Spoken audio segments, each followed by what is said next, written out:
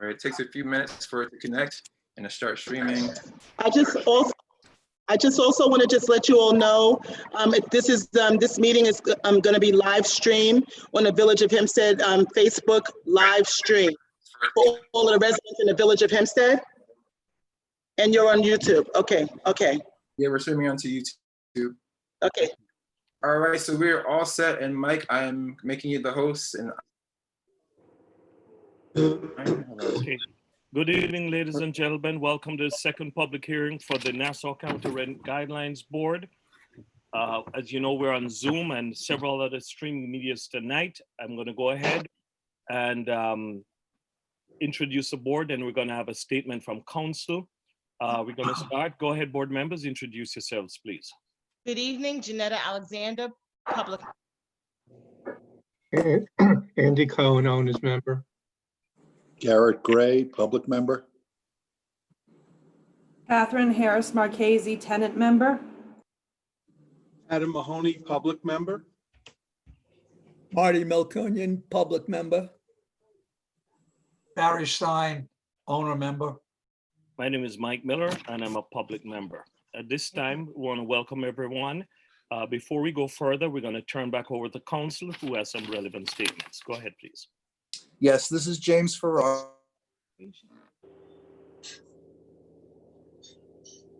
she's muted. James, you are muted. Okay. This is James Ferrara, counsel for DHCR. In response to the governor's directive to take every effort to keep New Yorkers safe and mitigate the spread of COVID-19, and pursuant to Executive Order 202-1, which allows for the suspension of the open public meetings laws, the Nassau County Rent Guidelines Board will be conducting public hearings to determine rent adjustments, if any, for leases commencing on October 1st, 2020 through September 30th, 2021 via teleconference, Zoom, and WebEx. Please note that the hearings will later be transcribed and the public will have the ability to view the transcript, which will be posted on DHCR's website for the Office of Rent Administration under the public hearings section. Chairman, I turn it back to you. Thank you very much, Mr. Ferrara. At this time, board members, have you had a chance to go over the meeting for the last minutes for the last meeting? Yes. Yes. Okay. Do I have a motion? Motion to accept the minutes. That's I Gary. second that. Second by Adam. All in favor, say aye. Aye. Aye. Aye. Thank you very much. Motion carries. At this time, we're going to go right ahead and take the first testimony. And who do we have first, James? We have Speaker Mayor Ryan. Okay, Mayor Ryan. Now, just a note to all speakers. If you're an individual, you have 3 minutes. If you're representing an organization, you do have 5 minutes. I'm going to ask you in respect to everybody else, if you could be kind enough to respect the time, we'd all appreciate it. Mayor Ryan, welcome, sir, and please go ahead. He's muted. Hold on, unmute him, Michael. Unmuting them, but it's saying that they need to, it says ask to unmute, so it's requesting an unmute. Here we go. There you go. We good to go? You're good Yes, to go. We Mayor. can hear you. Go ahead, please. Okay. All right, good evening to everybody. The name is Don Ryan. I'm the mayor of the Incorporated Village of Hempstead. And at this time, I just want to say the obvious. Our tenants are experiencing financial hardship because of the coronavirus. They need the owners to figure out some way to reduce and defer rent. Anything reasonable and feasible. The monthly spending is difficult. Again, tenants need assistance in lowering rents or deferring rents for a certain amount of time or paying partial rent until they get back on their feet. Maybe using security deposit is an alternative to cover the rent. We know this is a difficult time for so many Americans, and the uncertainty seems to be the only certainty that we have right now. So again, I'm appealing on behalf of the tenants that life is getting increasingly more expensive. Their income is not growing. So because of the financial constraints due to the wake of the coronavirus pandemic, I'm asking if you would consider please a reduced rate. That is our request, and that is a necessity for the quality of life that our residents deserve. I thank you for your attention. Thank you, Honorable Mayor Ryan. We appreciate it. Thank you. Back to you, Council. Yes, if we could have Miss Jean Wood Sessions. Sessions?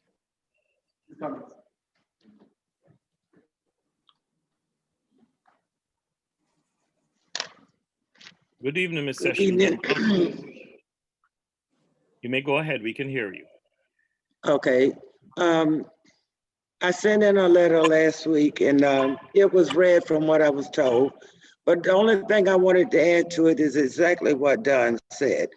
The problem this year is the COVID-19, people losing their jobs, and some of these people are not going to even get their jobs back.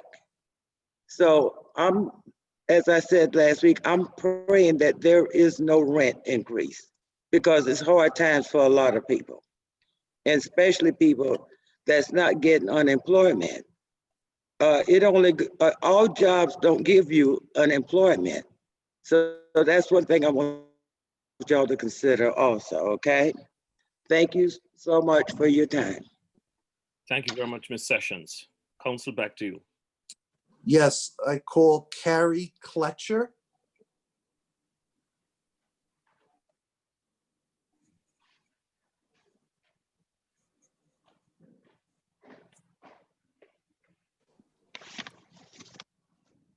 Good evening. Good evening, Ms. Fletcher. My name is Carrie.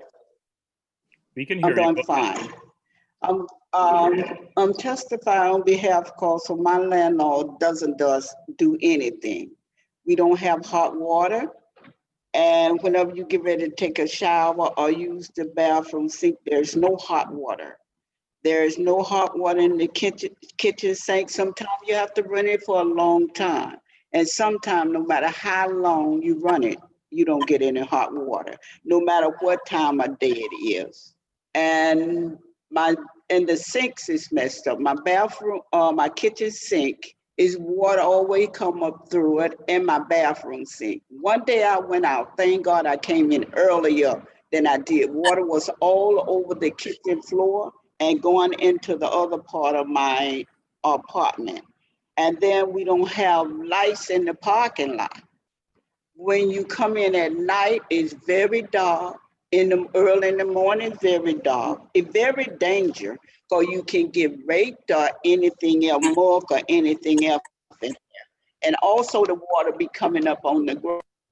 One day I went and it was sewage coming up, feces.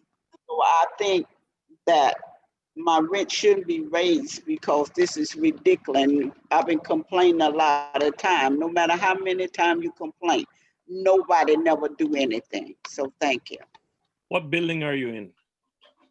150 West Columbia Street, apartment 2E, that's the Madison building. Okay, thank you very much. Hempstead. Thank you. Back to you, Council. Yes, Miss Fountain. I'm gonna heed my, if I'm Ella Hawthorne, I sent an email today to Mr. Ferrara. If Ella Hawthorne can speak in my place, because I would say the same thing the mayor said. Do you all mind? Go ahead. That's fine. All right, Ella.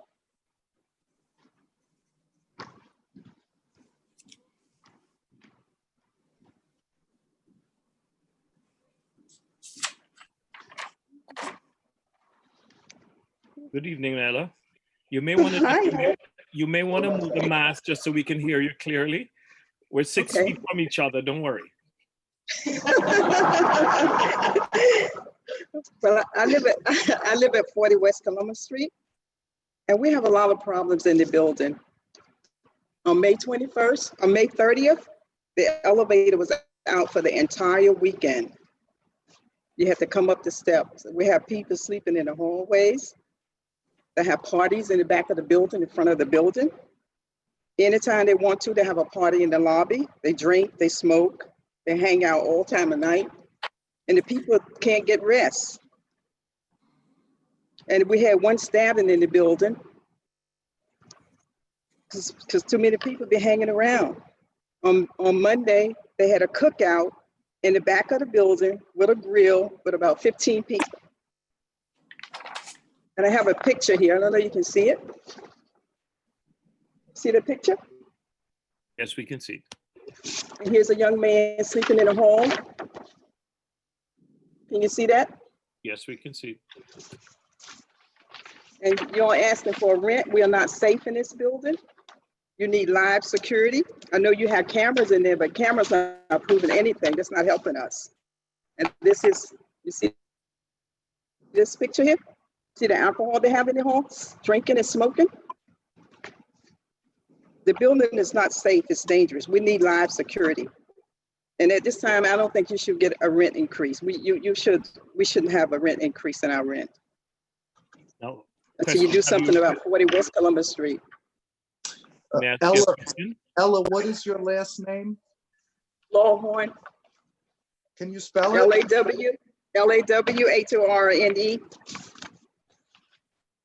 For the records, have you reported this to the local authorities in Hempstead? No.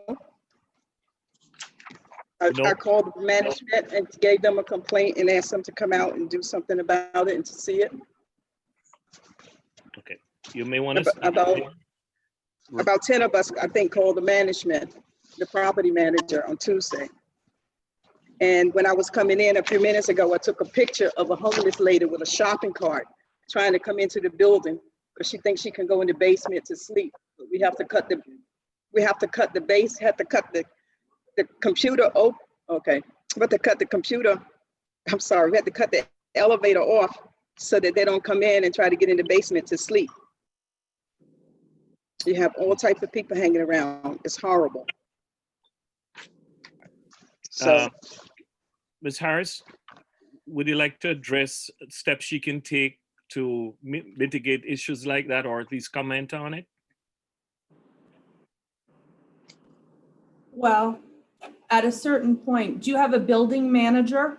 Do you have somebody who resides in your building? No. Because you're supposed to have a property manager depending on the size of the building and how many units there are. You can always, call the police to try to remove people from the property. But I would also highly recommend putting things in writing to your landlord as well, so they are on notice of the dangerous conditions, and that's not just doing it verbally. And you might even want to do a petition that way too. So if something does happen, they can't say they weren't on notice of what was occurring in the building. And if you're comfortable with it, you may want to call the police, like particularly if there are drugs being used or that sort of thing, or if you are fearful for your safety. That's the advice I would give you right now. Thank you very much, Mr. Harris. Council, back to you. Yes, Thurn Shivers. And for the records, that's Mrs. Catherine Marchese. Good evening, everybody. My name is Thurn Shivers, and I live at 100 Terrace Avenue. And everybody who testified before me, I live in close proximity to them. I'm an advocate, and I've been championing the governor to cancel rent. I need to let you know that. But I'm coming here today as a tenant. Like I said, I live in 100 Terrace Avenue. We should have never had a rent increase. Like they say, there's a lot of drugs in the area. In my building, they did clean up a little bit, but we still have inside issues. We have vermin running around, bed bugs, roaches, issues with our water pipes, water coming out rusty, and things of that nature. You say, I've dealt with 40 West Columbia and these other places, and we have petitions, and we do call the police in our communities when these things are going on, to no avail, and then where there are issues in our buildings and we go to the building department, nothing is being done. So I'm really here to represent my whole community. And in light of the pandemic, I don't think anybody's rent should go up. That is lost money. Nobody's going to get that lost money back, especially poor people. And a lot of us in this community don't have the opportunity to save money because we're paying these exorbitant prices in rent. Food has gone up, everything has gone up, and we just can't afford it. You know, I understand landlords have needs too, but if you get on the same plane I am, since everybody lost money during the pandemic, we should just cancel all rent until we come out of this, because you're gonna have more homeless people. And we already know that after the governor, August 20th, going back, moratorium is over, the first people who are gonna be put out are the people who wasn't paying their rent before the pandemic. We also know that people are not getting their fair share when they're going out here trying to earn a living. $15 if they're making it, that is not enough to take care of a family of 4 to 6 and pay rent and buy take car fare and everything else that comes with it. So if you can find it in your heart, I don't think there should be any rent increases for anybody. Have a great evening. Thank you very much. Council, back to you. I have a question for James. James, does 100 Terrace, do they fill out, do they respond to the surveys you send out?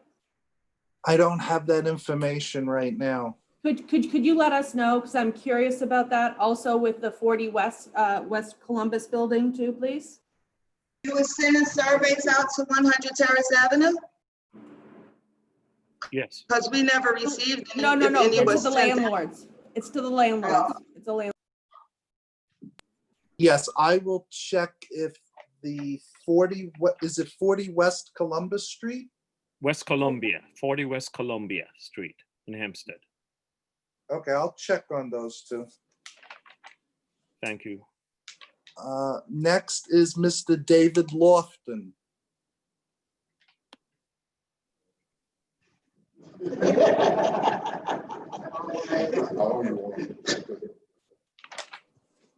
Good evening, Mr. Lofton. How are you? Good evening, everyone. I know you guys are tired of looking at me. I come here every year and do this to you, but it hasn't gotten any better. Despite the virus that's going on and people losing their jobs, the landlord still is not doing what he's supposed to do, even without this. The buildings are being run down. There's no service in the buildings.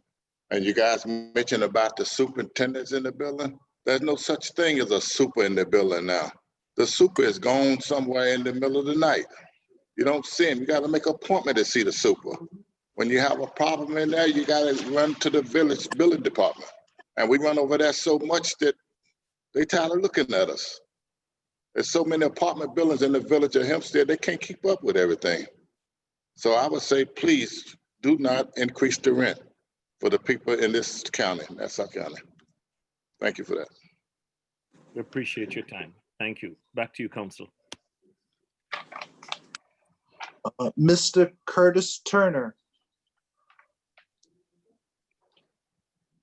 He gets off at 7:45. He'll be here. Is there any other names there or no? Yes, we could go to Amy Rykowski. Okay, We'll come back. Go ahead, Ms. Rykowski.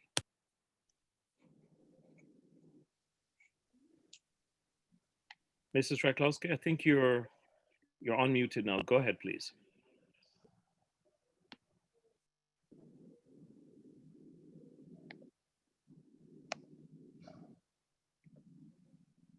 Michael, is she muted? I'm not hearing her.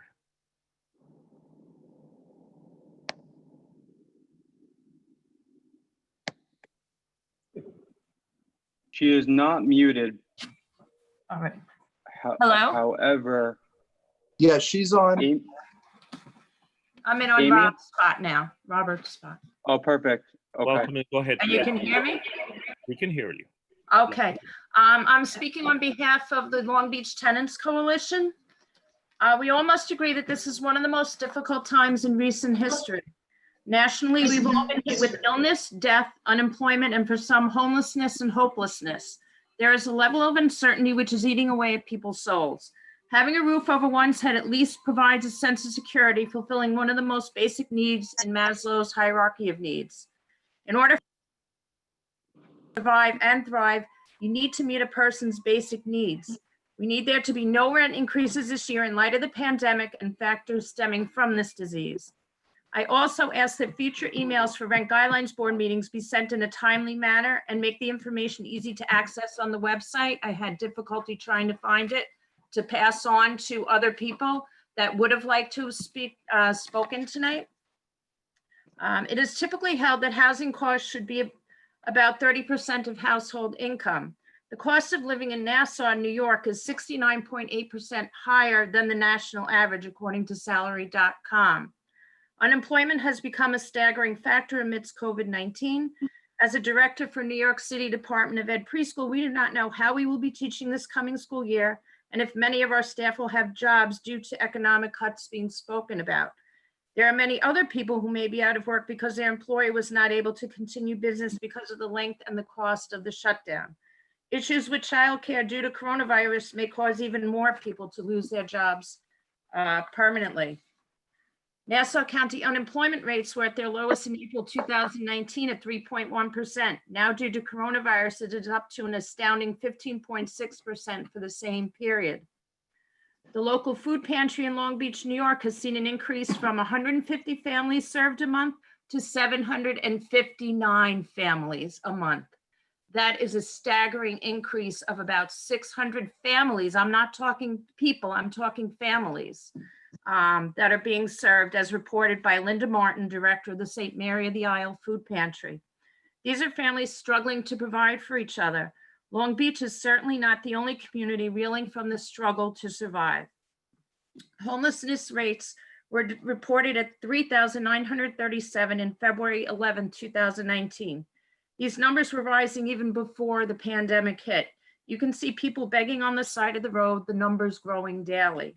And this is even in my area, Oceanside, Long Beach. These are just some of the reasons there should be no rent increase this year. More reasons on the positive side for the landlords are heating fuel costs were $341.9 in May 2019, currently at $243.2 for May 2020. That is a negative 28.6% change in the landlord's favor.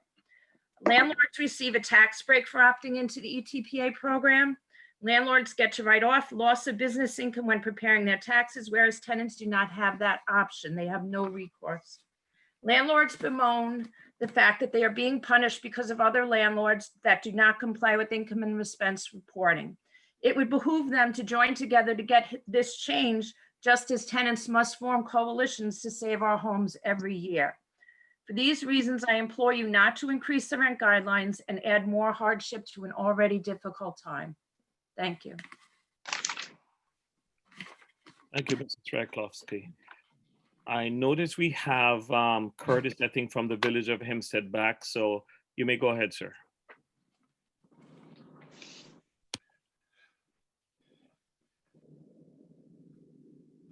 We're requesting the Village of Hempstead to unmute. It's not allowing us to unmute. So if you're able to unmute yourself, Yes, they have. This is Mr. Farrar. They have. Go ahead, Mr. Curtis Turner. Good evening. How are you today? I do apologize for being late. I'm sorry. I just got off of work. I work for a nursing home. And unfortunately, the COVID has been devastating where I work at. I am here today to request and ask and see if that whatever rent increase is put forth, that it be put in a forbearance to the fact that, yes, we are having a hard time. I'm having a hard time. The people in my building are having a hard time. They recently sent the letter around saying that they were going to hold back the rents for the next 2 months. Those who could afford it, they could. Like myself, I work very hard for it. Unfortunately, what happens is that when the rent goes up, those who are able to work, we now have to turn around and put forth a second job to stay where we're at. I'm not saying it should not be a rent increase. What I'm saying is that something that would be reasonable to not only to myself, but also to the residents, not only in the building where I live at Twin Oaks, 7 Man Avenue, but also to the town and the county of Hempstead. Because if we have to work hard to stay where we're at, after a while, we're just working just to stay where we're at. we're not enjoying the quality of life that we work so hard for. I'm quite sure all of you can concur with that. You know, it is very difficult. You know, so I am going to request, and again, ask that if the increase is going to be increased, let it be 1 or 2%. Mine went up 4% twice in a year. Twice in a year. With that, it is very, very hard. Like I said, right now I have to seek out another job just to stay where I'm at. My rent when I started out was only $1,150. Now it's gone to $1,338 for a 1-bedroom. It's very hard. It is very hard. Like I said, if there's an increase, I hope it's not nothing that's, again, that's going to put people out, because whenever the rents go up, what happens is that in my building alone, people move out. They move out. And with that, gentlemen, ladies, I thank you for your time. Thank you, Mr. Turner. We appreciate your time. Keep safe. Council, back to you. Okay, that will conclude the speakers who signed up for the evening. Okay, thank you very much. So far, we're going to have the written statements. I think, Adam, you're first, if I'm not mistaken. Mr. Mahoney? Yes, this Go ahead. is from Shelley Knoll from Executive Towers at Lido. Good evening, Chairman Miller and members of the board. Recent legislation, the Housing Stability and Tenant Protection Act of 2019, will negatively impact the quality of the affordable housing stock. There are several significant items I would like the board to be aware of. Legal actions, individual apartment improvements, MCIs, and repealing of the vacancy allowance. Legal actions. The new act delays what was already a tedious and protracted system to use the courts to collect unpaid rents. The former 3-day rent demand has now been replaced by a 14-day rent demand. Prior to serving the rent demand, it is now required to send an additional notice, never before required, to tenants informing them their rent is more than 5 days late. In addition, the timeframes for service of petitions and placing matters on the court calendar have been lengthened. The end result is arrears continue to increase during the elongated process, as owners are required to send additional notices, wait longer periods of time, and spend more money to collect rents.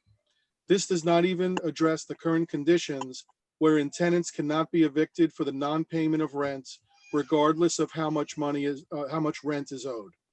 Individual apartment improvements. The new act severely limits the owner's capability of collecting a rent increase that comes anywhere near to being fair, has made the increase only temporary, and is capped at a maximum cost of $15,000.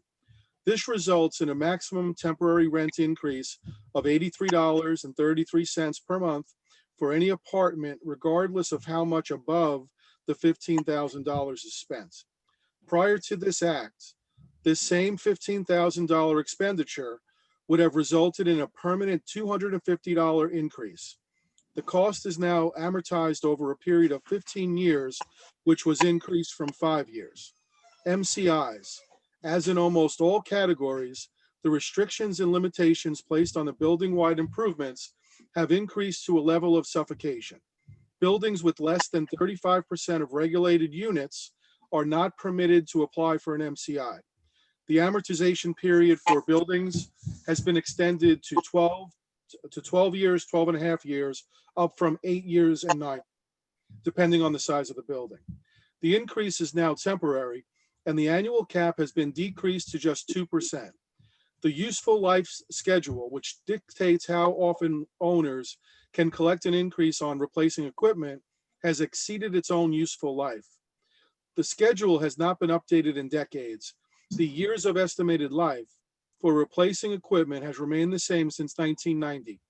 The useful life schedule for MCIs, dated 9/26 of 1990, and the most current schedule, dated 9 of 2019, are identical in number of years of estimated life. With some tenants and board members, while some tenants and board members consider MCIs a windfall for owners and a way to line their pockets, nothing is further from the truth. The individuals who benefit from building-wide improvements are the residents living in the building. When improvements are made to a building, it enhances the quality of life for the tenants residing there. There is no quick return on the owner's investment, if there is any return at all.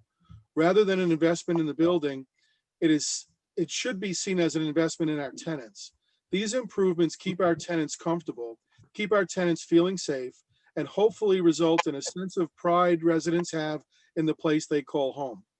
Past guideline increases have fallen extremely short of helping owners maintain their buildings. From October 2007 to the present, 2% was the highest one-year renewal increase. 6 out of those 13 years have increases at or below 1% for one-year renewals.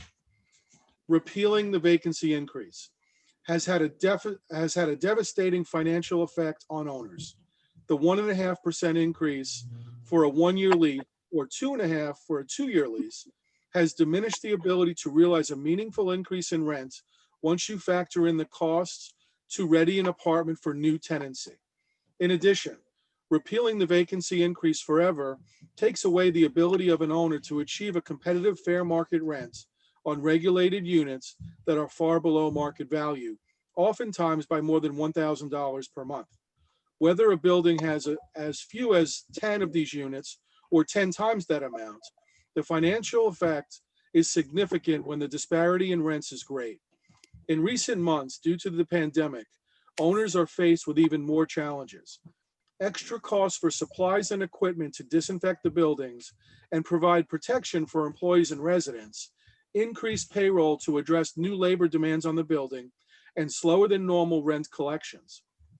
For owners to continue to provide quality housing to the people we serve, we need your help. This year, please consider guideline increases that are more in tune with and take into consideration the actual costs involved in providing this most important service to our communities. Thank you, Shelley Knoll, Executive Towers. Thank you, Mr. Mahoney. Janet Alexander, please. I'm glad you picked that one. As a follow-up to the, well, firstly, the letter I'm reading from is from a Vince Vicino, I guess. He is a executive vice president of commercial real estate at Flushing Bank there in Uniondale. As a follow-up to our discussion, I want to give you some insight as to what we are seeing with rent-regulated housing stock in New York City and the Long Island metropolitan areas. The legislation that was passed by New York State in 2019 regarding the rent regulations has had a definite impact on values in the last 12 months. Those limitations imposed on the rent levels and limitations on capital improvement reimbursements, coupled with the limitations on future regulatory status, has lowered the overall value on rental units. Appraisals have reflected anywhere from a 50 to 100 BPS increases in capitalization rates since the new regulations have taken effect.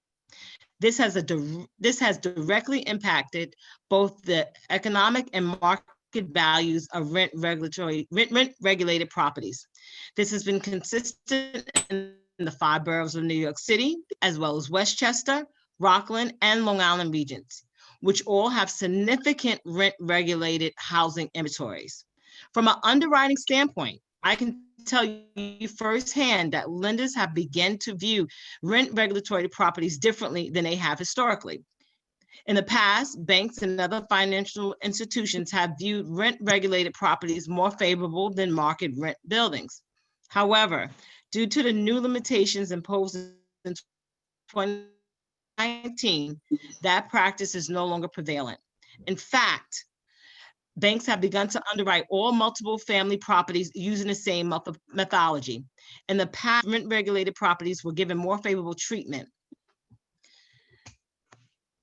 given the built-in, albeit modest rent increases. Since these increases have been scaled back and are no longer the incentive for property owners to greatly increase their capital investments, to their properties, rent-regulated properties are no longer seen as being more stable.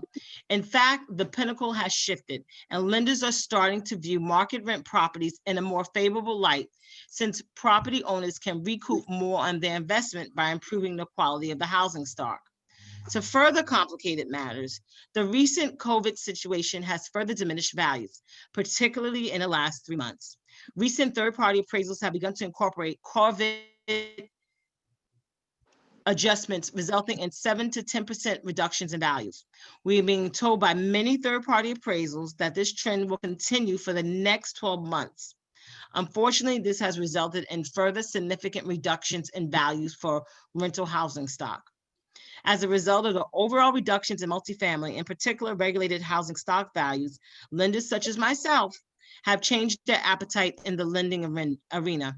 Many lenders are looking to other collateral types for investments, including mixed use and industrial properties. Unless further legislation is put into place regarding the regulatory housing stock, values will continue to stagnate indefinitely. Please feel free to reach out to me if I can be any further assistance. Thank you very much, Mr. Alexander. Mr. Gray. Yes, I have a statement from Steve Paddock. He writes, I am submitting attachments to support recent events concerning an increase in operating costs for buildings in Nassau County. Attachment 1, the Village of Cedarhurst has increased the tax rate by 2% for 2020-2021 year. Attachment 2, American Water rate increase for April 1st, 2019 through August 31st, 2020, 8%. American Water rate is increasing beginning September 1st, 2020, 6%. Attachment 3, insurance. My policy renewed June 12th, 2020 at a 2.4% premium increase. While that may be considered low, in order to limit the increase, I had to reduce my umbrella coverage from 5 million to 3 million. Attachment 3 shows if I bound the same coverage, premium would have increased 28%. That's all. Thank you very much. Are there any counsel? Does that cover everybody? Yes, this is Mr. Ferrara. That covers all speakers and statements. Is there anyone else who has joined us who wishes to speak? Okay, what I'm going to do then, last week we started with the landlord representatives. I'm going to start this week with the tenant representatives, then we'll move across to the landlords. I will start with the landlord representatives. Do you have anything to say? Who didn't I call before?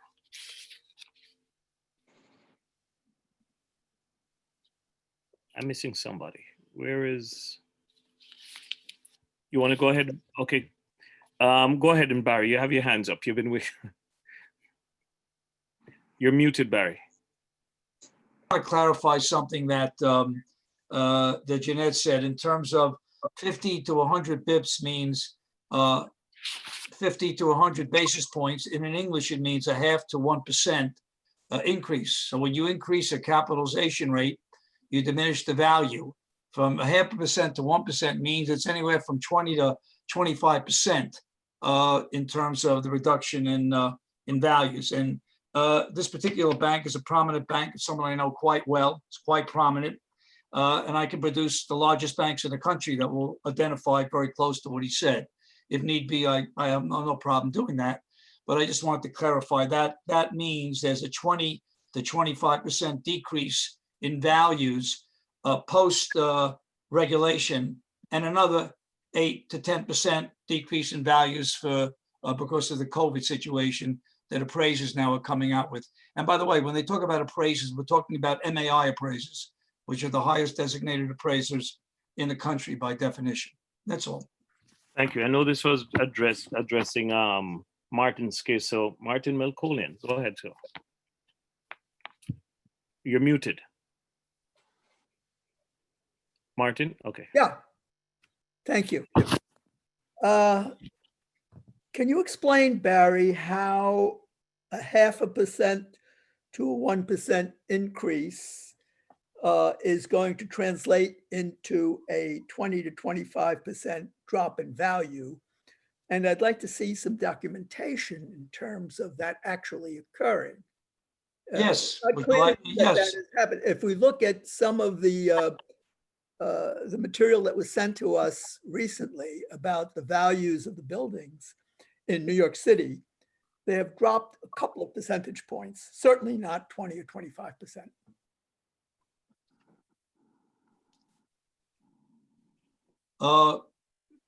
To answer your question, if a cap rate that was trading anywhere from 3.25% to 3.5% is now cap rates at 4.5% to 4.75%, from a percentage standpoint, that's about 20% or so in a decrease in value. As far as the COVID scenario, that's temporary, but it exists. And the appraisers are putting that in because of potential collections, potential expense issues, and those particular modifications. That comment, I'm only stating what he said. He said 8 to 10%, or 7 to 10%. If you want me to get any of the MAI appraisers, like you asked me before, at a particular bank, and I think you're familiar with this gentleman, Vince Giovinco, who's the executive vice president of the bank. He also was senior vice president of New York Community Bank, which is a $52 billion bank and the largest multifamily lender in the New York area. So to answer your question, that 50 to 100 bips, that's his opinion. Some people are higher. So he was rather conservative. So if you're at a 3.5% cap rates, and cap rates now are 4.5 and 4.75 for multifamily, for the reasons what Vince Giovinco said, that it translates into a 20-25% decrease. In fact, there aren't a lot of sales going along for the reason that there aren't many buyers that are interested in buying a multifamily stabilized apartment where you don't really get any increases anymore. You can't get your money out anymore. They don't recognize MCIs over many, many years. When you add that together, you don't have a very increasing income on that asset, nor on the physical aspect of the asset, which is going to be diminishing because it doesn't pay for any particular landlord to invest in the building when he can't get their money out. They can't get their money out. That just to answer your question. Barry, I'd like to respond by asking you, interest rates in general have been heading downward. And I can't hear. I'm sorry, Mark. Interest rates in general have headed downward. It's been the Federal Reserve policy to bring about very much lower interest rates. So it doesn't seem logical that the rates are going up as you're suggesting. Andy wants to respond. So we're talking about cap rates to value property.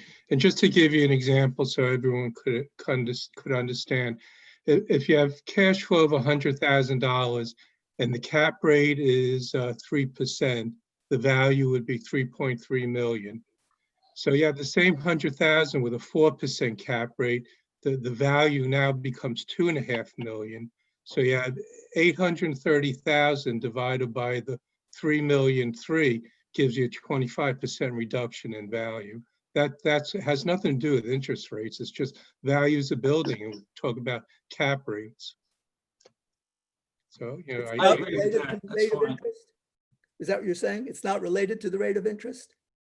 No, it's the value of the building based on the economics of the building, what the cash flow is.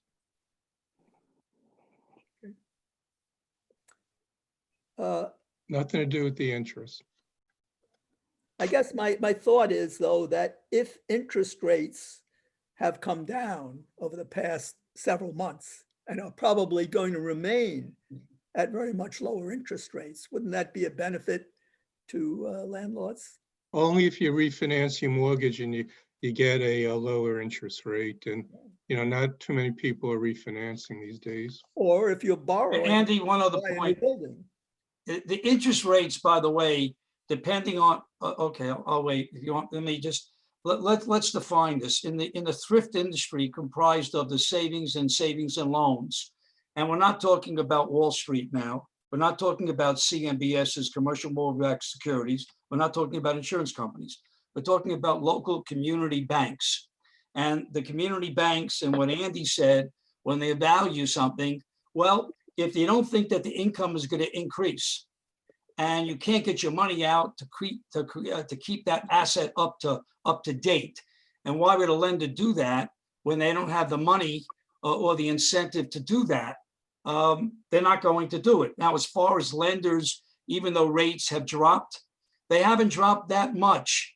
Right now, a multifamily apartment house would probably be about 3.5% to 3 3/4 for 5 years.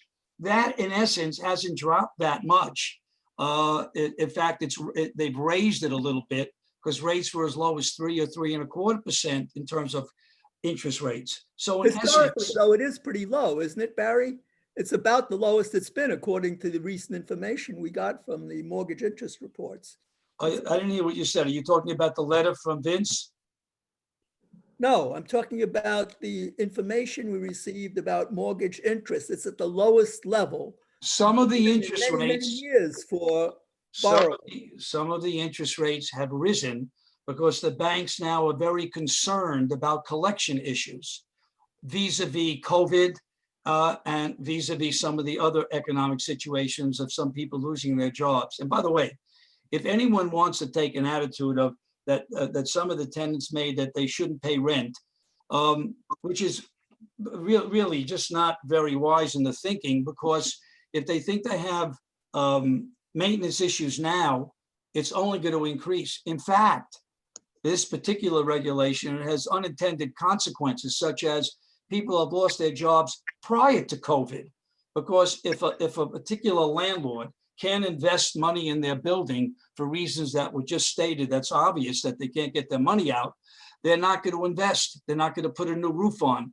Number one, no more roofers or less roofers. They're not going to do the maintenance and maintenance. Number one. And number two, less contractors, less painters. So some of these particular people were losing their job prior to COVID because some of the particular landlords were letting them go because they didn't need to have all that payroll for work that they weren't going to do.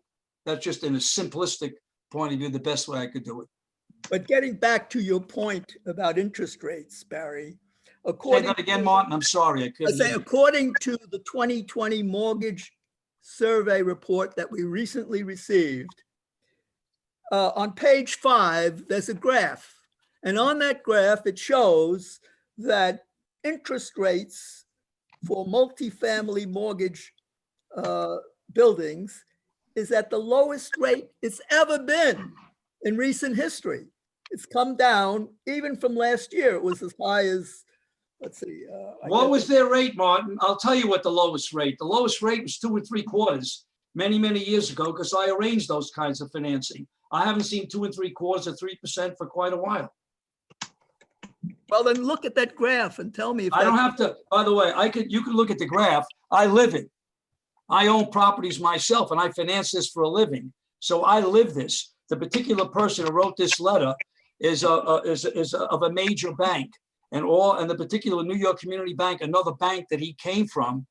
They explain the problems and the issues with making loans and some of the concerns they have with multifamily apartment houses, particularly what happened with the regulations, what I've explained.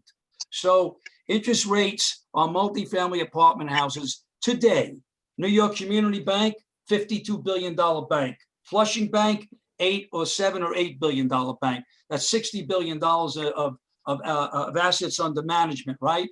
Their rates are from 3.5 to 3 3/4 for 5-year loans. That's standard.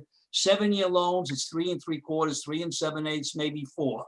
That's what the rates are today as we talk, and that's what the rates have been for the past several weeks. In fact, I could tell you a scenario where a particular bank met and they said we had a conversation for rates. And I said to the particular banker, which was Vince Giovinco, when he was at New York Community, I said, great, can you give the benefit to my clients and lower the rate? No, we raised the rate. That was only about 3 4 weeks ago. So you can listen to the statistics, but I live this. And when you ask me a question, could I prove something or get some information to show that values have dropped? I did it with someone, happened to be a student of yours, Vince Giovinco. He's not only executive vice president, he's a CPA, he's quite smart. And I could go to the top of the Bank of New York Community. If you want, I'll produce a letter from them. It won't be exactly the same, but it will show that values have dropped and continue to drop. It dropped post regulation. There was a lot of issues. A lot of landlords had problems. By the way, there aren't a lot of sales because there aren't a lot of buyers that want to buy a stabilized apartment building at a particular rate or return on investment or cap rate that you were talking about because of the risks that we've been talking about that I've explained. So if you want, it won't do any good. I'll produce another bank. And when I say produce another bank, I'll ask a bank, head of a bank, to send a responsible letter like I think this gentleman just did. In fact, he took the time to explain in detail his thinking. And this is a person that has a lot of experience. So rates, by the way, returns on investment to stabilized multifamilies have increased, even though you may think some of the rates have dropped. And it increased because of the risk involved in terms of keeping up that asset, trying to get income up, which they can't, and not being able to really recoup their investments in a building. So Barry, Barry, and I don't have to go anymore, but Martin, Barry, Barry, have in the in all mortgage fairness, survey report is incorrect. What that survey report is saying that we're at the lowest interest rates for borrowing for they're very low. Don't. Okay, gentlemen, you both said, I've heard Marty is repeating himself. Barry, you're beginning to repeat yourself, both of you. Okay. Point is well taken. End of story. Let me move right across to Robert Radkowski. Do you have anything to say, sir? You represent the tenants. Not right now. I'm going to defer to Catherine for now. Catherine, Miss Catherine Okay. Marchese. I think I will enter with what Marty said too. We need to have the background information that Vinny used for this. Vinny is an old friend of Barry's, also is an old friend of my husband's. Barry was his mentor and has helped him along the way. You would never, ever take an expert report seriously without having the background information to see it. Anybody can write a letter, and the personal relationship there. I'm not saying Vinny's a great guy. I've known him for years. My husband's known him since he was 15 years old. But I would want to see the background information just like I would want to see with anybody else. I would never, a court would never accept an expert report without seeing the raw data behind it. So that would be one thing that I would ask. The other thing that I would like to ask too, because this keeps coming up, and this has to do with data, and I think this has to do with DHCR, is, I know I asked for this last year, I'm going to ask for this again, and I will put it in writing, is to do with the different buildings, particularly in Long Beach that we hear a lot from, but I'd like to see the buildings that we can collect the information and how many units they have and how many of them are actually still rent stabilized within those buildings. I think that's a very important thing because we keep hearing arguments that it's hard to know without having, I feel like we have incomplete data to look at some of the arguments. To do with, and the other thing I want to say is our job is not to be a backdoor way of undoing legislation that people aren't happy about. We weren't happy with a lot of what Pataki put in and so forth, and had to live with certain things, but that's not our job. We're supposed to look at income and all of that sort of thing, but we're not here to undo legislation. So those are my comments for tonight. Thank you, Mrs. Marchese. Let me just read something into the minutes. Last week, if you recall, legislator Dennis Ford raised the issue of what Nassau County has to offer in terms of assistance to tenants and landlords. And she reached out to the director of the Office of Community Development in Nassau County, Kevin Crean.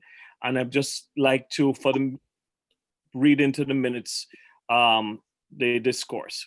So the Office of Community Development has funding that can be used to assist income-eligible tenants who are unable to pay their rent and are in danger of becoming homeless due to eviction. The Homeless Prevention Program is funded under the Emergency Solutions Grants, as ESG program, and is run out of their office at 1 West Street in Mineola. The funding received through the Federal CARES Act expanded the eligibility to households earning a higher income, 50% of the area median income, as opposed to the regular 30% AMI. So somebody who earns more still can qualify based on the new guidelines due to COVID. If you're aware of residents who may qualify, the contact numbers are as follows. We'll have this posted to the website. Homeless prevention, the hotline is 516-572-2330. That's 516-572-2330. If you're facing, the tenant is facing eviction, the number is 516-571. This looks like 0009, a number digit is missing. I'll clear that up. And the homeless prevention hotline for the OCD is 516-572-1976. Again, 572-1976. Now, there's also some assistance that's available to landlords. That's issued by New York State. And it provides working capital loans so that small businesses, nonprofits, and small landlords have access to credit as well. These loans are available to small businesses, not-for-profits, small businesses, the SBA, the Small Business Administration Paycheck Protection Program, or PPP, or the SBA Economic Injury Disaster Loans as EIDL for COVID-19 in 2020. The loans are not forgivable in part or whole. The loans will need to be paid back over 5 years, a 5-year term with interest. Access to loans for small landlords will be targeted to owners with residential buildings of 50 units or less, and will prioritize loans for landlords whose properties are in low and moderate income census tracts, or who serve low to moderate income tenants. Again, you can go on the website. I'll have that information posted, or of course you can go ahead and email K Crean, that's K as in Kevin, CREAN at NassauCountyNY.gov. Okay, let me get back now to, did I get all it? Andy, you spoke, did you speak, Andy? Andy, you're muted. I was just clarifying something that Barry was saying, but I did have two other comments. Could someone explain how you could have a 4% increase twice in 1 year? I think it was Mr. Turner who said that. Something doesn't add up there. Maybe it's, I don't know what it is. Maybe it's not a stabilized apartment, or maybe there's something weird there that needs to be looked into, because we don't have those kind of increases. We've had a problem with certain landlords in, particularly in Hempstead, who are under the rent stabilization. They're under the rent guidelines, but they do not obey them at all. And there's one in particular who owns a lot of apartments, who we all know, whose places are kept in awful shape. And he is known to send out double increases and that sort of thing, and just completely ignore the guidelines. So I would imagine it does happen. I see it comes into our office all the time. I deal with that regularly, or I have our junior attorneys, and nothing is done about it. Well, where's DHCR? I mean, how could that be? They moved their office out of Clinton, out of Hempstead, all the way back to Jamaica, and still pay rent on the Hempstead office, and that was after a lot of complaints came in. It's unconscionable how that could happen. The other thing is also, I asked DHCR. I mean, I know you can't do anything about the police issue where they need police, but when the water doesn't work and there's no heat or this or that, how does that happen? Who's doing anything about it to help? Well, we had a mayor earlier. Maybe that's something we can address, pass it back to the mayor or someone in his office.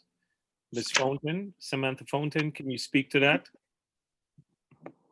I led a campaign to try to help with that once. Like when I was first on the board, I actually went through all the buildings in Hempstead after hours with somebody else and talked to all the people. We got our stuff together. It was when Chris Ducey was still here. We tried to get, really tried to get DHCR to do stuff about it. We tried to get the building department at the time to do things about it. And it was running up against a brick wall.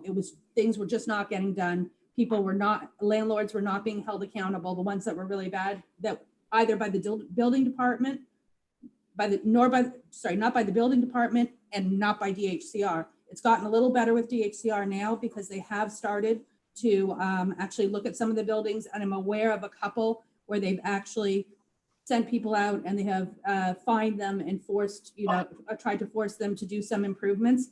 But some of the things that I saw personally, I've seen the rats, I've seen the cockroaches, I've seen children with flea bites all over them, and people paying $2,000 a month for a 2-bedroom place in those kind of conditions. So that does exist, but it's just that there has not been the will to help people out. And most of the people are people of color, and they're in neighborhoods of color. I wonder if, I'm not sure if the Honorable Mayor of Hempstead is still here, and he could shed some light on, yes, I see.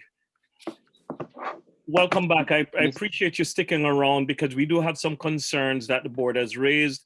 Apparently in Hempstead, there's an issue with enforcement, roaches, rats, rodents, sewage issues. I wonder if, Mr. Mayor, you'd be able to speak to what you would recommend the tenants do in the absence of, with landlords who are just not complying with any regulation. Go ahead, sir. I've been taking notes on some specific requirements here, problems, and I'll report them myself. But certainly I would encourage all of the tenants, if they have a concern, to contact Joe Simone of the building department. He'll send somebody out to check to see. And in many instances, citations are given to the owner, and then they show up in court. But then the building department's responsibility ends at that part, and it becomes a requirement of the judge to put such a fine as he or she sees necessary. And hopefully it'll be paid, and it'll discourage the landlord from not making improvements and making sure that the type of things we're listening to don't happen. So the building department does responsibility. They do it to a point. Once it gets into the courts, the amount of the fine is at the discretion of the judge. Mr. Mayor, is there a phone number and an address you could give us for the building department? Yes, if you just call 489-3400, 489-3400, and ask for Joe Simone, you'll be connected to him directly. And if they have to write? Pardon? If they have to send something in writing, where would they send it? They could send it to 99, I was going to say, it's James Garner Way. We just changed the name of the street. 99 James Garner Way, Hempstead, New York, 11550. And they could put it to my attention, Don Ryan, Mayor, and I'll put it in the right person's hands. Well, we certainly have the right person here to answer a lot of the Hempstead questions. Does anyone else have any questions for the Honorable Mayor? Okay. Andy, Thank you, everybody. Stay Andy, safe. Thank you're you. still muted, Andy. You're muted.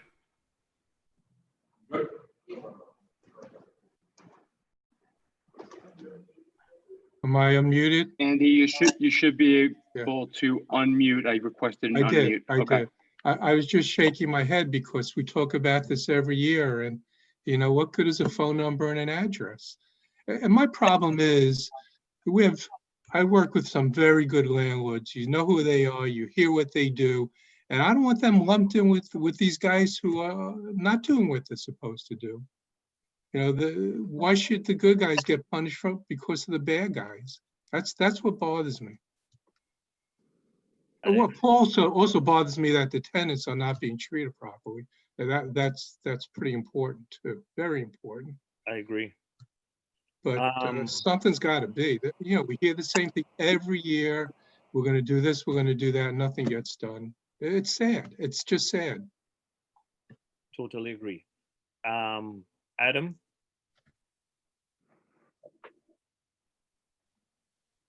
Yeah. You're muted, Adam. Adam Mahoney, could you unmute his Okay. mic? Go ahead. We're hearing Yeah, I you. agree 100% with Andy.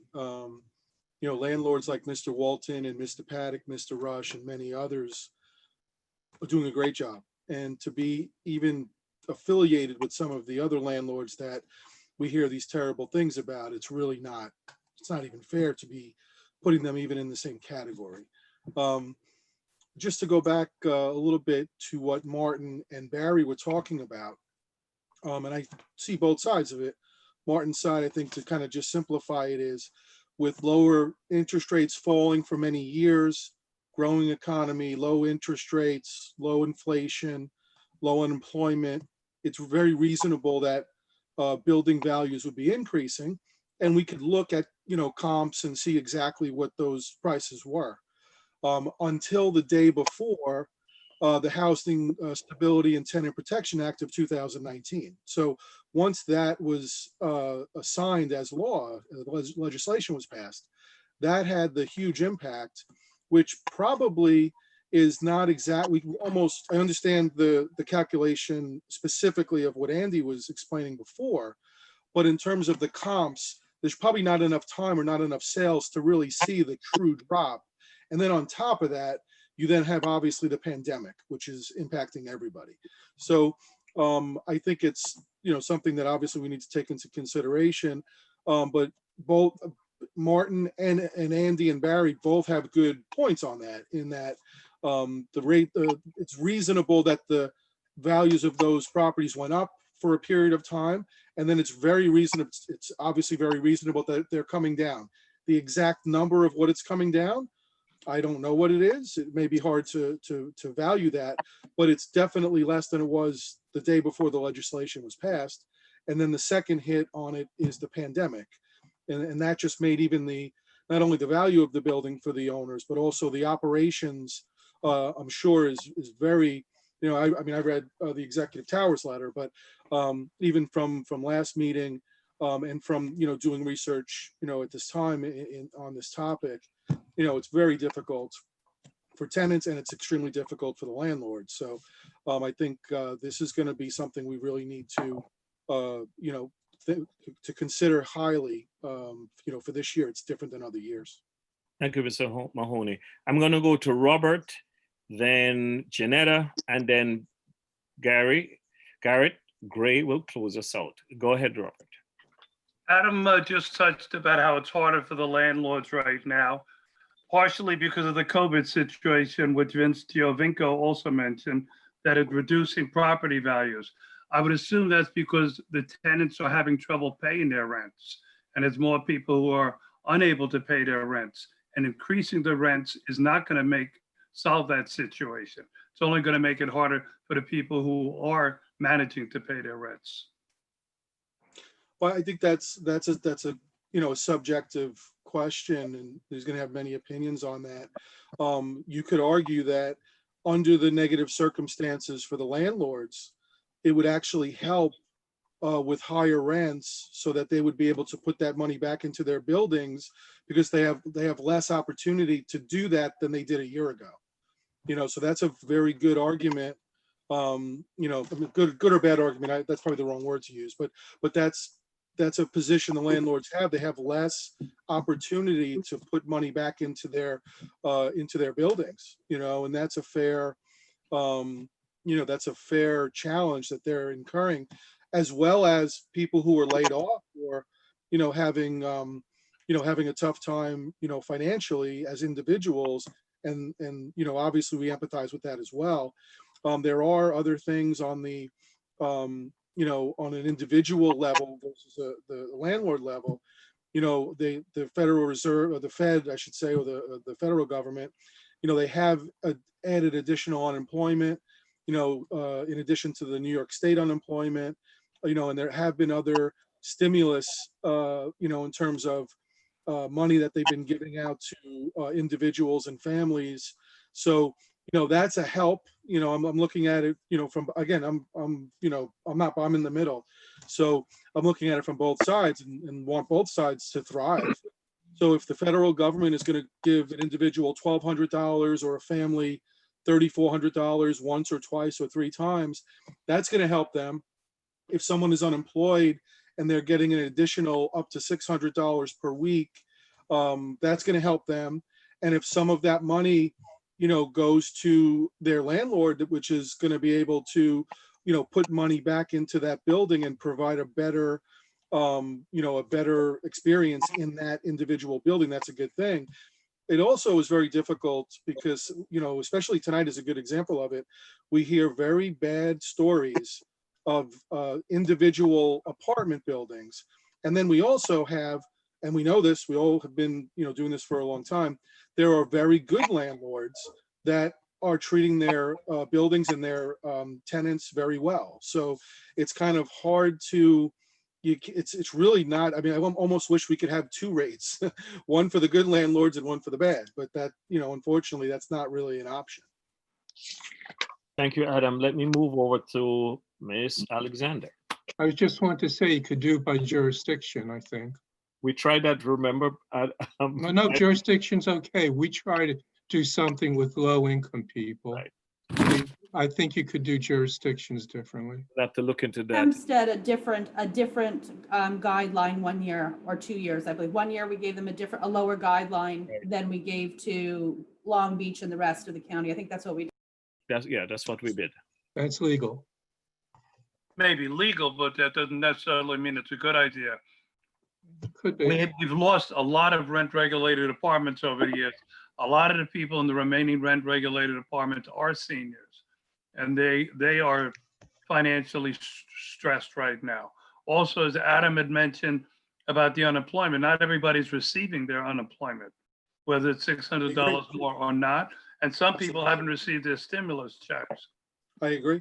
And there's only been one stimulus check out. It hasn't been 2 or 3. It's $1,200 a person, and they've actually said, as far as I understand, with Congress and with the discussions around that, it's a no-go to pass another stimulus check right now. So okay, I think we have to be careful in our words, and I like to deal more in concrete things rather than supposition and so on. And that's why I think data is always important. And from landlords and tenant side of things, I think things have to be data driven. I don't care. We need to have that to be able to make decisions, not just suppositions. I agree. Ms. Alexander, go ahead, please. Hi, I just wanted to make 2 points. I wanted us to be very distinct going forward when we kind of outline a problem or a suggestion, that we outline whether a problem is a result of COVID or whether it's a result of the 2019 regulatory changes. I really think we should, throughout, when we mention something, make the distinction what is causing, or what, or even if we're speculating, what is causing that. And then another thing, I wanted to push back on what Mayor Ryan said regarding the buildings department. So I go to Village of Hempstead court a lot for building violations, and it's not really in accordance with the court's hand, because you do have to conference with the building department. You do have to kind of reach a settlement with them. They have to approve your settlement. So, I do want to push back on that. And, it's not here nor there. It's not relevant to our discussions and our guidelines, but nonetheless, I do want to direct that to so Andy is aware of the fact that, Hempstead can do a little bit better with that. I'm hoping, maybe I'm optimistic, that as a result of the financial hardships a lot of counties are going to be facing, a lot of villages, that they're not going to be as user friendly and probably be more in line with the city, because they're going to, quite frankly, they're just going to need the revenue. So now, they can't settle for low numbers, and if you don't pay, they're just going to keep incurring upon you. You can make it a lien on a property that you can ultimately foreclose upon. So a little bit of me is very optimistic because of the revenue shortfall that they're going to take that approach. Okay, All Janet, right.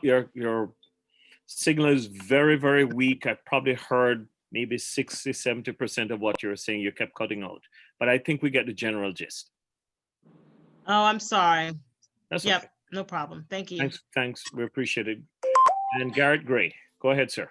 Yes. Well, Andy had stole my major question, which is I was going to inquire about that 4% and 4%, which sounded insane to me that people can get away with that. As far as housing court violations, there should be a village prosecutor.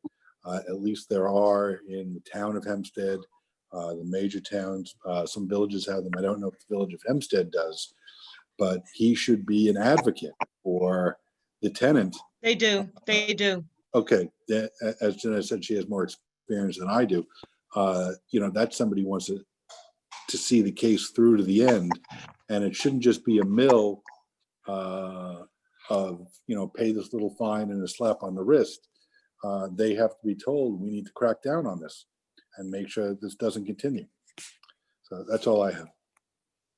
All right, in wrapping up, any other comments? Go ahead, Barry. Barry, you're muted. Anything, so unmute me. Okay, thank you. I wanted to address, I agree with Jeanette has said about, first of all, the COVID aspect. Unfortunate, we're all connected, we all suffer with it, but God willing, I hope it's temporary. So I'm really addressing the issue on post regulations, on that change of regulations. And one, I asked Vince Giovinco to put the letter on his thoughts, because that was really addressing, you know, Martin and I talk about it, and he talks about, because he feels that if the value of an asset and a net worth increases, that should affect our guidelines. And I could disagree more, because I've always was taught and understand and teach that it's the cash flow that pays the bills, not the net worth. And I was talking about it, and I think I want to address what Adam said, that picture yourself that you want to buy an apartment building. And in today's environment, the interest rate that it's a little higher or a little lower is almost immaterial, to the point that a landlord that's investing to say, how do I create economic value over my cost?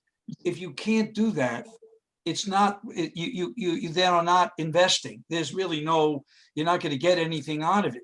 And if you can't recoup your work that you're putting into the building in terms of the assets, the MCIs, if you can't create value through that, then why would you invest in that? And so, you know, the point that I'm making is that post regulations, what's happened, it's had a dramatic effect on the psyche of the marketplace and the landlords on why would they buy a building. There aren't very many sales going along. It's not so much that the interest rate is a little lower or higher, but they don't have any confidence in creating value and maintaining that value of the asset.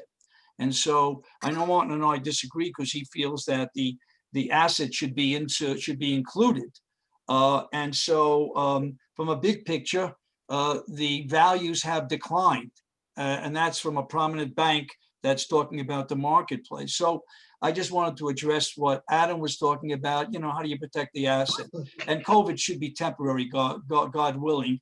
I don't think we should, unfortunate as we see, you know, I also wanted to show that the landlords, you know, they're people. They eat, they get dressed like we do. They are suffering also. They're not, their asset, they see their asset, their investment, their potential life savings for some being diminished. That's not a very good feeling to have when you invest in something and you see your value go down. So I just want to create some balance here, that how we take a look at everything, not only from a tenant or a landlord, but the global aspect of it. That's all. I just want to get that a point. Oh, one other thing, and a perfect example, and I'll make it quick. I had a borrower in Park Slope, Michael, because I'm looking at you, you're looking at me now, in Park Slope, that we were financing a building with New York Community. It was a rent stabilized building. They asked them, and I asked them, why are you refinancing? One, I want to get some money out to buy some other buildings, but I need to put money back into the building. I want to put a new roof on. I want to fix 2 apartments. I said, great, the regulation came out. What are you going to do? I'm not doing it. By not doing it, now you have potential contractors, you have painters, you have roofers. They may not have a job, and some of them lost that job for reasons that I was saying on a much larger scale. That's all. Just wanted to make that point. Very good point. Robert, go ahead. Yeah, Barry, I know you're talking about the asset of the landlord. I mean, what we're looking at with the tenants is not their assets. We're looking, and we're not looking at, the landlords, you're looking at profit margin. We're looking at the roof over people's heads and their inability to afford it. And the COVID thing is hitting the tenants a lot harder. And because Robert, they- I understand that. Because they have a lot less to start off with. And they're I like understand they're that. looking to protect the roof over their head.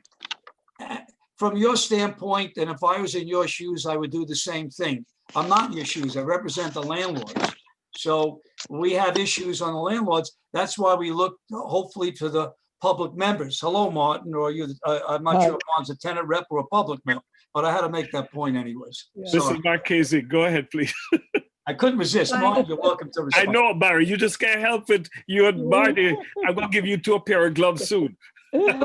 Getting back with this asset, I should call Hofstra and say, listen, Martin Malkovian, I know Martin's here, so I could say that.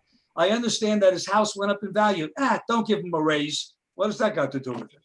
All right. Well, if Go my ahead, go house ahead, doubles Catherine. in speak? value, Can I I speak? don't need a raise. We'll have to have a little sense of humor in today's world, right?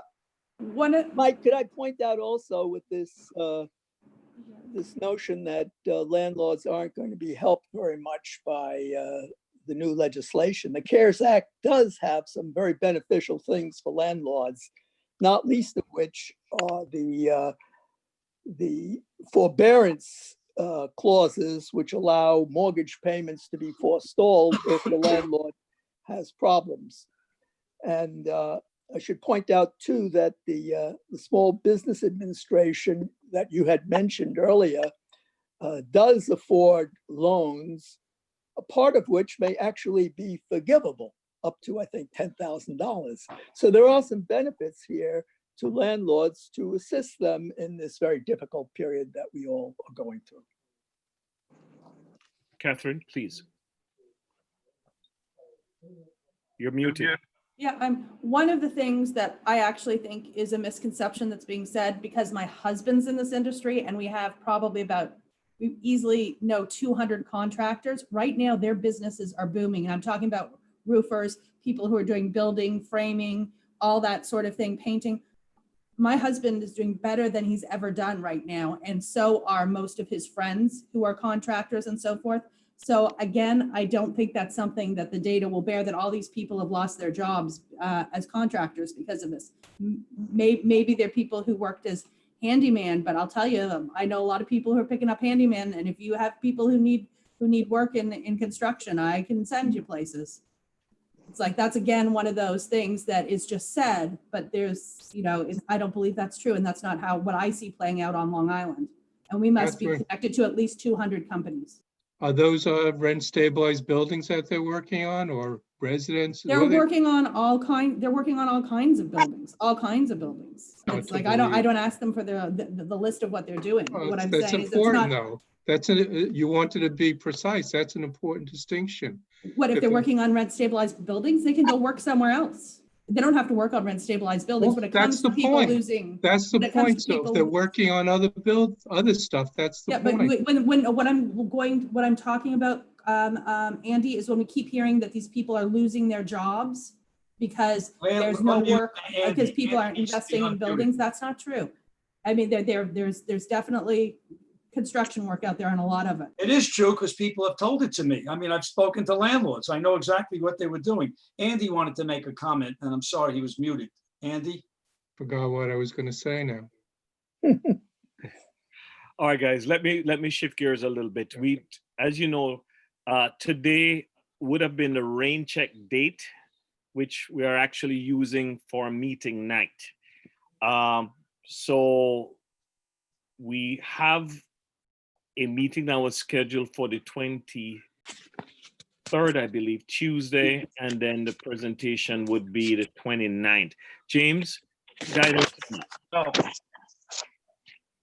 No, Michael, the next meeting is, as you said, June 23rd. That's good. Okay. And that is the presentation meeting. Okay, great. Perfect. The vote meeting will take place on June 29th. Excellent. So we've used up all the. Are we doing it The WebEx? 23rd, sorry, Zoom? yeah. So I was going to go through that. The 23rd will be on WebEx, and we will generate a webinar link and send it to you. And we'll also send you reminders, as we have been doing, to make sure that you have an updated link to it. and the 29th will be under Zoom. So Michael, you've done, 23rd WebEx, 29th Zoom. you've done an amazing job, even with WebEx. But we certainly, Thank you. we Thank certainly like Zoom. It's so much cleaner. Everything's working a whole lot better. All right. Any final comments before I ask for a motion for I adjournment? remember what I was going to say, if I could say it. Okay, go ahead, Andy. Two things. With respect to the CARES Act, where there are some loans out there, you still have to pay it back. And also, rental properties cannot get the PPP loan. So we just have to make sure we understood that, because someone said they could get the PPP and they cannot, not for rental properties. Okay, Robert, you had your hand up. Yeah, I'd like to know if I could get an email from DHCR so I could send it to the tenants, just, with the phone number and how to log on for the next meeting. Just something I can forward to people. No, we won't do that unless they intend to speak. I'm sorry. If you have people who intend to speak, they are to email us, and then we'll give out the information. Okay, we move over to, did I miss someone? Gary, did you have your hands up? Garrett? No? Robert, also that information is on DHCR's website under hearings. The link, the instructions, and everything for signing up is particularly on DHCR's website.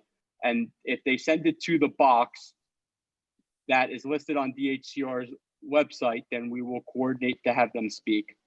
Anyone could speak. They're more than welcome to speak. Just send an email to the Nassau County email box that's listed on the website. Okay, I heard from more than one tenant that they went to the website and they couldn't find the information on how to get on and how to speak. Okay, I mean, I'm looking at it right now. I could send it again to everybody, but it's definitely there.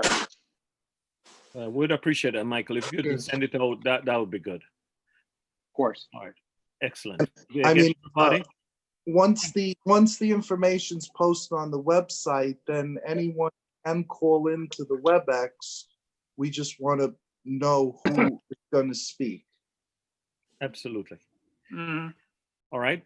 Thank you all very much, ladies and gentlemen. It's been a very spirited meeting and good information.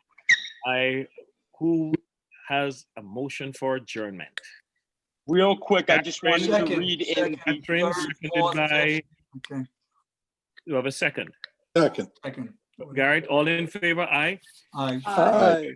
Thank you very much. I'll see Stay you safe, next. everyone. Bye-bye. I'll see you Tuesday Michael, at 7:30 WebEx. Thank you very much. Michael, I'd like to also, before the WebEx goes off, read in the link. It's hcr.newyork.gov/RBG/hearings. And I will send that around again, but it is on HCR's website at hcr.ny.gov/RGB-hearings. And that is with all the information regarding the hearings, the links to the streaming, and also the transcriptions that are being posted. Thank you very much. Okay, and Michael Miller, give me the adjournment. Who made the motion? Who seconded? I'm sorry, I missed it. It was Garrett, and seconded by Catherine. Thank you. Did I have that right? That was right. Okay, Good thank enough. you. Okay. Good night, Thank you. everyone. Good night, everybody. Good night. Good night. Good night. Good night. Good night, everyone in Hempstead. Night, Hempstead.